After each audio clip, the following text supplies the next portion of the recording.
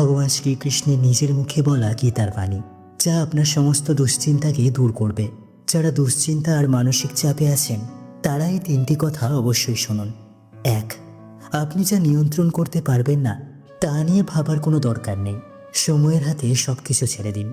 2. নিজেকে সবসময় স্মরণ করান, খারাপ সময় চিরকাল থাকে না, আজকের অন্ধকার কাল আলো হয়ে যাবে। 3. অন্যের সব কথা শুনুন, কিন্তু নিজের পথ নিজেই ঠিক করুন। একটু ধনী হয়ে গেলেই আমরা গরিব মানুষদের তুচ্ছতাচ্ছিল্য করি। আমরা ভুলে যাই যে অহংকার পতনের মূল। একটা কথা সর্বদা মনে রাখবেন, যিনি আমাদের সব কিছু দিয়েছেন তিনি আবার সব কিছু কেড়েও নিতে পারেন। তাই অহংকার নয়, প্রেম রাখুন মনে।